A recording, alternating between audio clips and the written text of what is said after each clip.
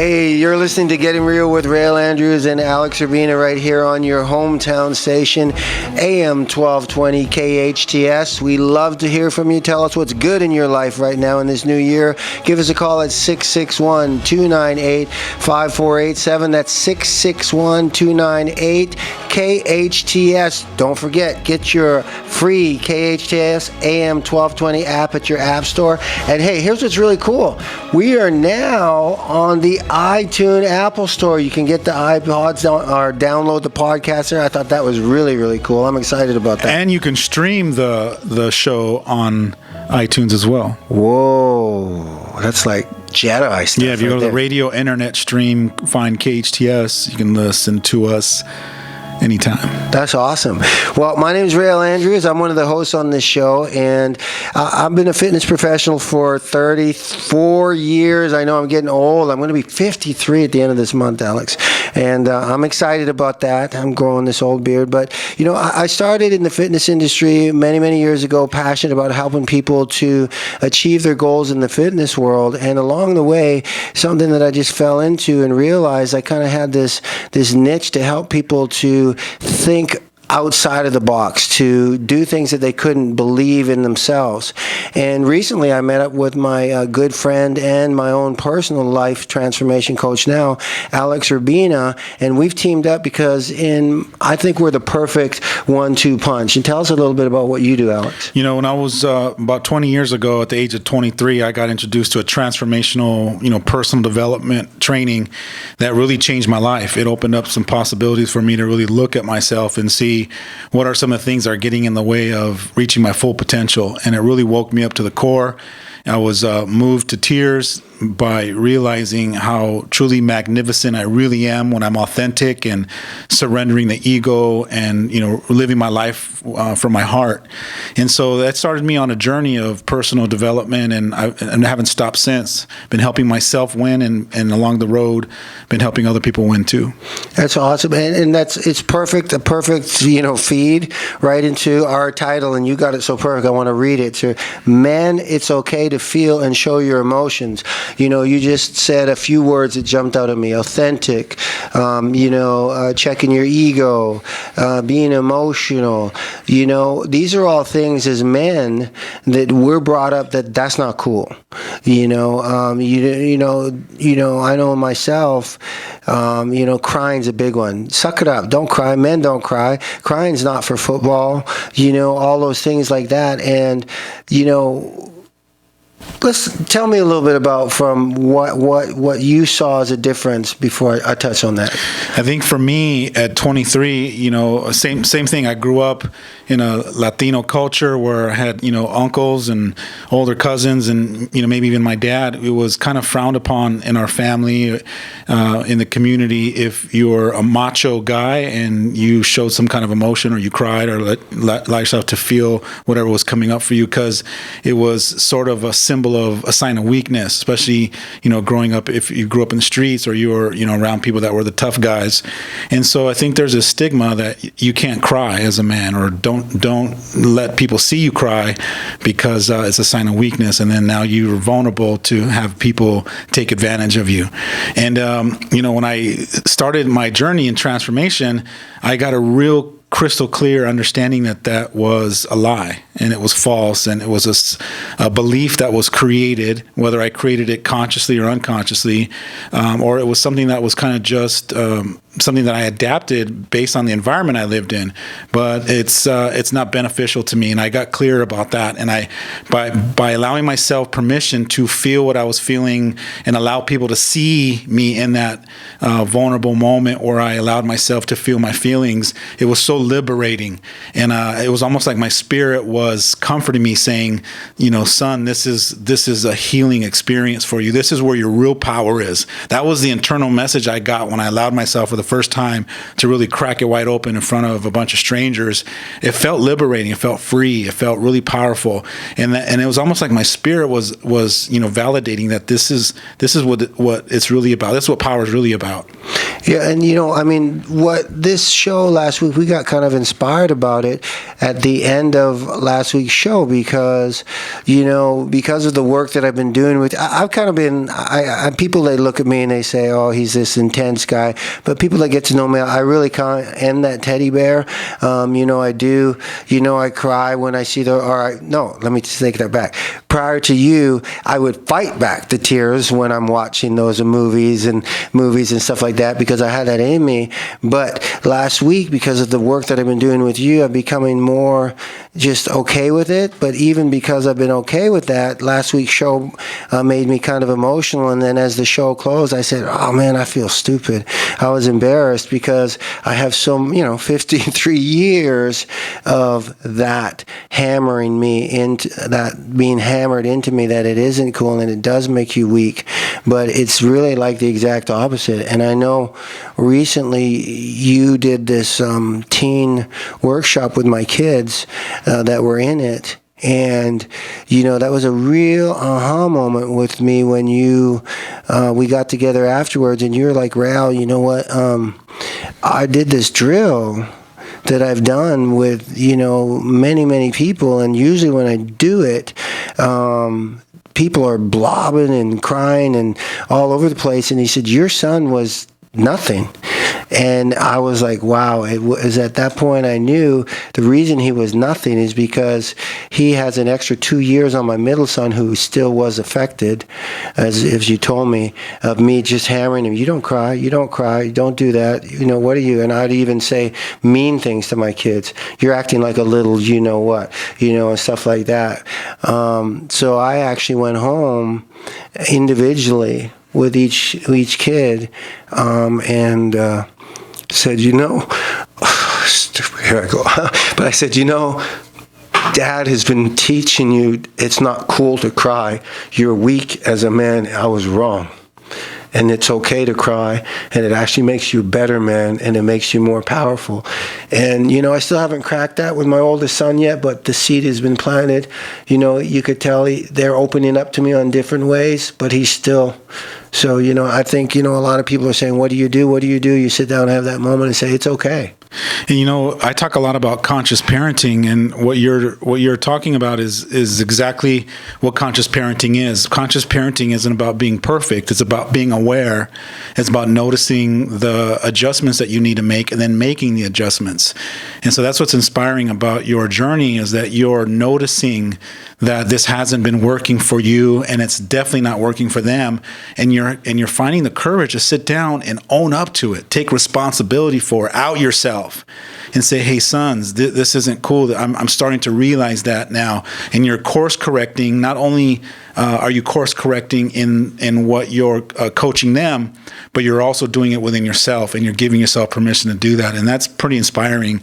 And I if anybody could really look at their childhood and realize that their dads never really showed any kind of vulnerability. I bet you there's a part of inside of all of them that just wish that, wish my dad would just once, let go of that big ego and the big macho, bravado kind of stereotypical front that we put up and just, allow themselves to be real and authentic just once and break down in my arm. I think that if you did a poll that you'd get more men that would share that would be a secret thing that lives deep inside of them. Yeah, and it's interesting because you made me just think, just last week, just down the road here, I went to a funeral. A young kid, little baby Bryce, was only on this earth 2 years, and it was primarily Latino population in the funeral. And I remember I was looking around when the service was going on, when it was pretty emotional, and I could see all these women just, weeping, and all the men were like fighting it, and you could tell, some of them, but they were teary, but everywhere, like it was like this whole room and they're just robbing themselves of experiencing and probably not being able to really release, the emotions that they want because they've got this, and Alex, tell me what's this all about. I was watching, I don't know if you've ever seen that, the show, what is it called, Gangland? You ever seen that, Gangland? It was very interesting. I was watching the show, and I think we all think gangbangers are pretty hardcore, pretty tough, right? But here's some of these bad, you know what, murderers, killers, stone cold this. But when they were sharing about how their homies got killed, they were emotional, dude. They were crying. They said, I cried like a little baby. You know what a baby cries like? You know what a baby, that was me when my homeboy got killed. And I'm thinking, here's a guy 2 seconds ago like, but when he had that connection, what's that all about?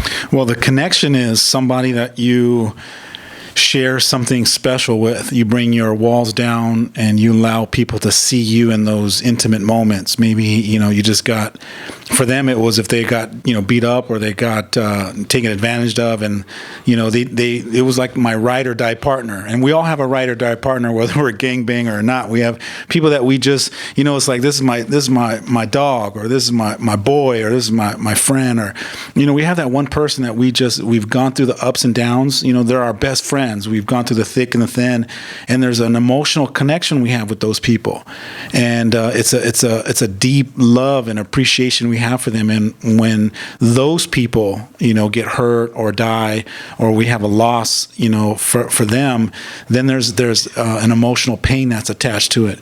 And so I think what you were experiencing was watching the egos, step up in those gangbangers, where they separated themselves from all the other people that they would, take advantage of or hurt. They would separate themselves. But you can't separate yourself from somebody that's really close to you, that you've let in, that you've brought your wall down and allowed them to see you in those vulnerable, intimate moments. You now have a deep bond connection.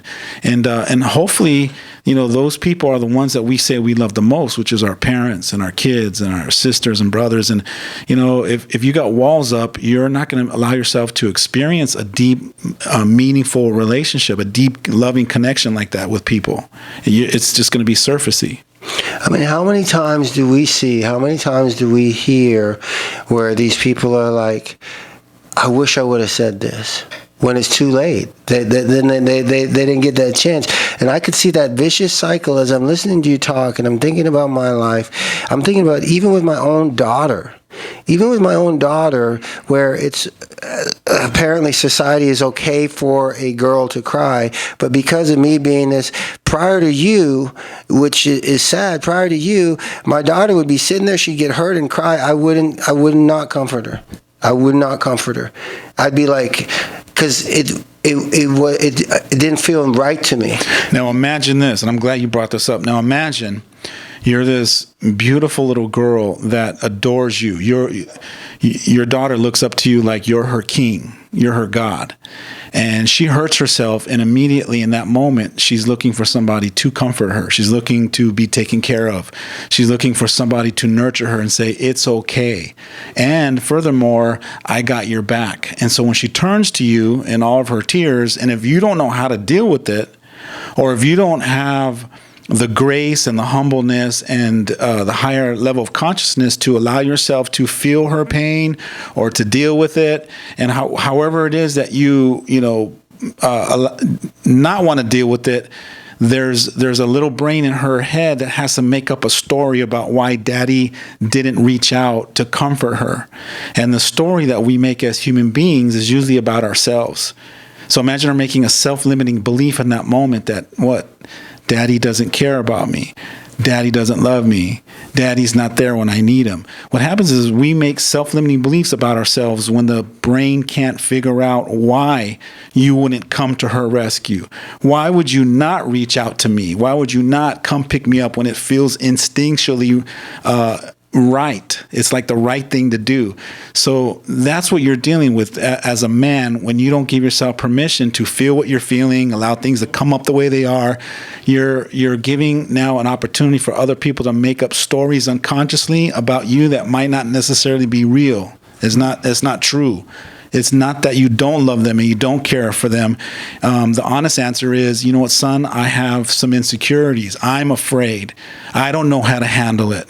And I think that's the level of consciousness that as parents we need to start working on so that we can get real with it and explain that to our kids so they don't make up stories and have it be now their insecurity. So in what I'm hearing you say there, like, because I can imagine, and actually going back to the funeral, the pastor actually said this, correct me if I'm wrong. He said, because we want to say the right thing. We want to feel that we've got the answer solution.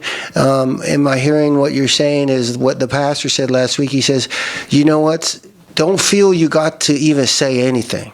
Just maybe a hug or just stand there. You're going to feel like you're going to have the right thing to say, but maybe just go up to them, shake their hand, give them a hug, whatever. You don't always have. So in the same thing, we're always trying to think of the right way to handle this or thing, or how, what is this uncomfortable feeling that we're having, rather than just like that drill that you had, just start, hug, maybe just look in the eyes and then see what happens.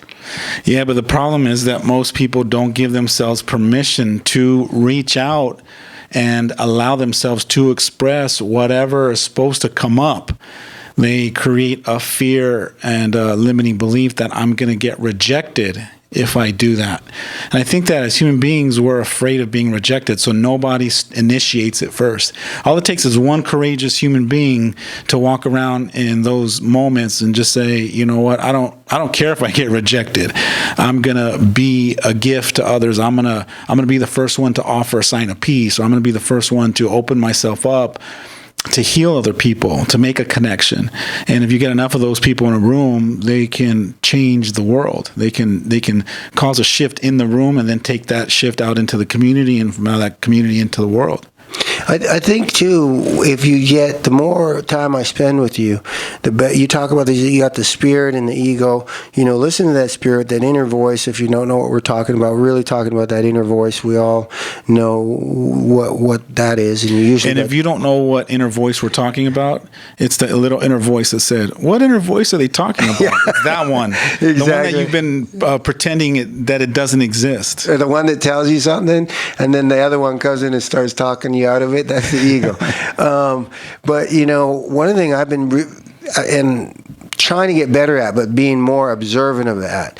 And I get frustrated every day, but I know you'll tell me, hey, it's good, you're doing good, at least you're recognizing it.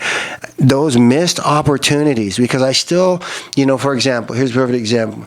So my middle son the other day, he was very frustrated about something, and he was like wanting my wife to take him somewhere, and he was, going here, can we go there? She was busy, she couldn't do that, and he got all frustrated. He went in his room, he came out. Now there was just me and him in the house, and he was like, Dad, you want to go to the store?